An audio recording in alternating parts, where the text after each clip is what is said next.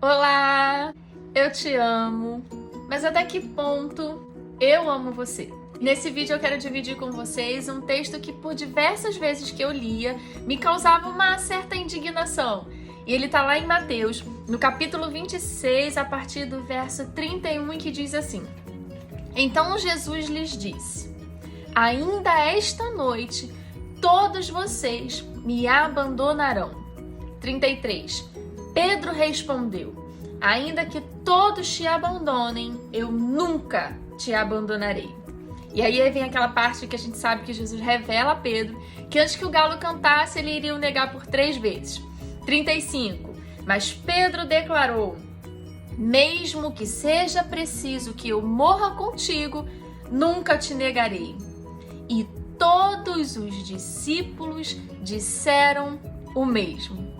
E continuando o texto, a gente vai se deparar com a situação em que Judas traz Jesus e Jesus é preso. E ali, todos os discípulos abandonam Jesus e fogem. E eu não sei você, mas por diversas vezes lendo esse texto, eu me questionava como que os discípulos foram capazes de, numa situação de perigo, abandonar e deixar sozinho aquele que eles tanto diziam amar e que notoriamente também os amava. E eu tinha uma certa dificuldade de entender o comportamento dos discípulos nessa situação, de deixar só e fugir indo para longe de alguém que se diz amar por conta do perigo que se apresenta. Porque pelo simples fato de estar perto de Jesus naquele momento, representava um risco para a vida deles. E numa tentativa de autopreservação, eles deixaram Jesus lá, sozinho com o perigo. Aquele que tanto os cuidou, que tanto os amou e que tanto se doou, que pelo exemplo diário os ensinava o que era o amor. Aquele que não teve a sua própria vida por preciosa, porque precioso para ele era amar. E amar com verdadeiro amor, aquele amor que joga fora todo medo.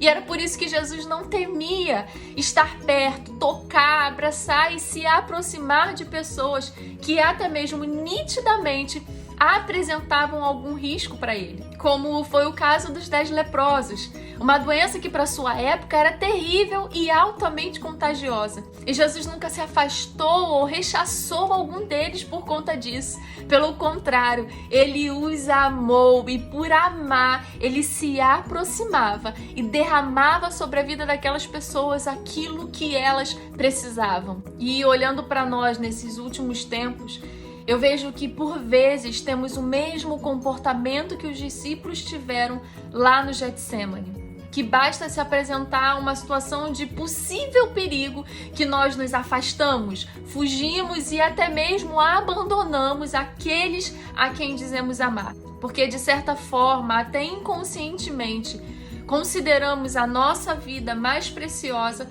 do que a vida do outro. E vejo o quão estamos distantes do amor descrito em 1 Coríntios 13, aquele que não busca os seus próprios interesses. E acho que é por isso que a humanidade anda tão doente, porque nada mais adoece tanto como a privação do amor, do verdadeiro amor, e que tira todo o medo e te faz livre para simplesmente amar, amar como Jesus amou. E quando eu vi que as nossas ações não andam tão distantes assim das ações que os discípulos tiveram nesse texto de Mateus, a minha indignação pelo comportamento deles se transformou em reflexão pelos meus próprios comportamentos. E a minha oração foi e está sendo: Senhor, que a minha declaração de amor, ao ser testada, não venha a ser reprovada pelas minhas ações. E o meu desejo com essa mensagem é que ela possa nos lembrar e nos ensinar a amar com o verdadeiro amor, que joga fora todo o medo e que nos faz livre para amar com o amor dele.